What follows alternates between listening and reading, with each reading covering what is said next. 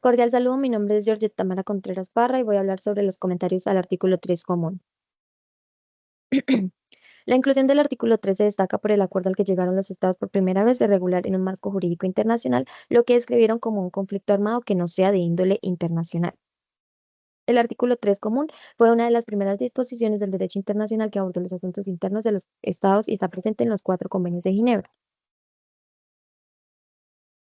Bueno, la regulación de los conflictos armados ha evolucionado a lo largo del tiempo, reconociendo la existencia y problemática de los conflictos armados no internacionales.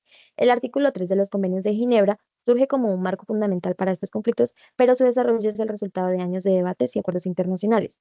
En 1928, en la Convención sobre Deberes y Derechos de los Estados en caso de luchas civiles, se establecieron normas específicas para enfrentamientos internos. Además, estados involucrados en violencia interna firmaron acuerdos ad hoc con estados no parte en esas convenciones, mostrando una tendencia a regular estos conflictos.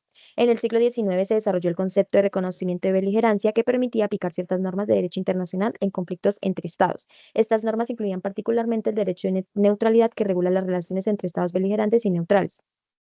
En 1912, durante la novena Conferencia Internacional de la Cruz Roja, se presentaron informes sobre guerras civiles e insurrecciones, y para 1921, en la décima conferencia, la Cruz Roja firmó la obligación de asistir en conflictos internos. Estos esfuerzos mostraron una tendencia creciente de reconocer la problemática humanitaria en conflictos internos.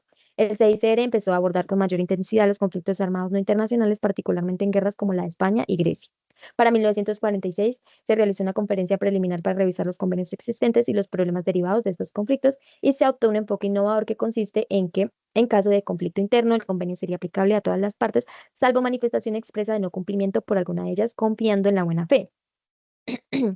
El CICR propuso un artículo que establecía que en conflictos no internacionales los principios del convenio serían obligatorios para ambas partes, independientemente de su estatuto jurídico. Para 1948, el CICR propuso la inclusión del artículo 2, que contenía esta obligación en todos los conflictos armados no internacionales, especialmente en guerras civiles. Esta propuesta indicaba que su aplicación no afectaría el carácter legal de las partes.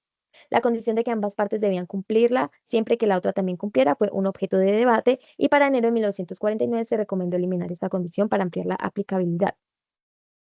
Se creó un comité especial y un grupo de trabajo para definir si aplicar todos los convenios o solo partes de ellos a conflictos internos. Y se elaboraron diferentes propuestas, incluyendo la limitada aplicación de normas específicas o la plena aplicación de los cuatro convenios de Ginebra. Finalmente, se acordó un proyecto que contenía los cuatro convenios y sirvió como base para la formulación del artículo 3 común.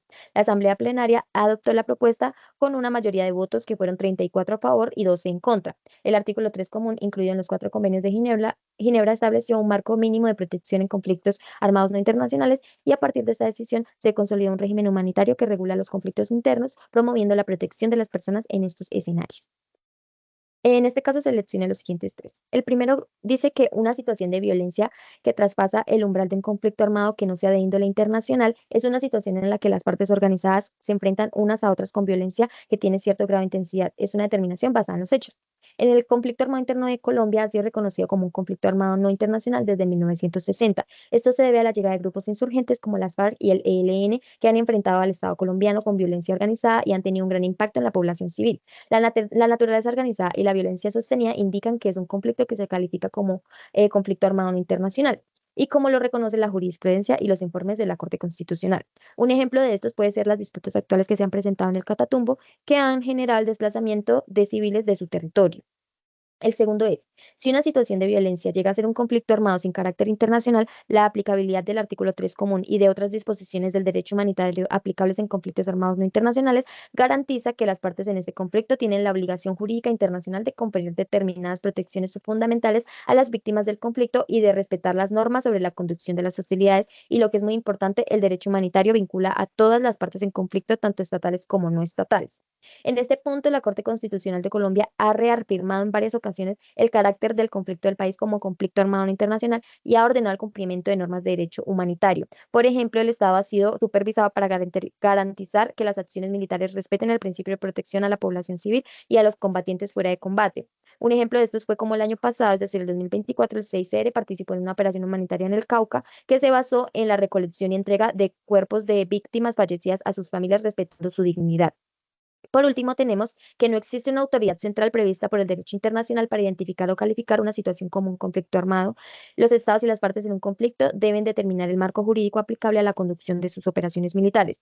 En el caso del conflicto colombiano, se ha reconocido internacionalmente como un conflicto armado no internacional a través de decisiones y análisis de organizaciones como la Fiscalía, la Corte Penal Internacional y el CICR, basándose en hechos y contextos. Además, el Estado colombiano, junto con la comunidad internacional, han definido y aceptado la naturaleza del conflicto sin necesidad de una declaración formal de una autoridad central. El CICR ha reconocido en múltiples ocasiones el conflicto armado no internacional colombiano y ha ofrecido apoyo en sectores como Arauca, Norte de Santander, Bolívar, Antioquia y muchos más departamentos y lugares de Colombia.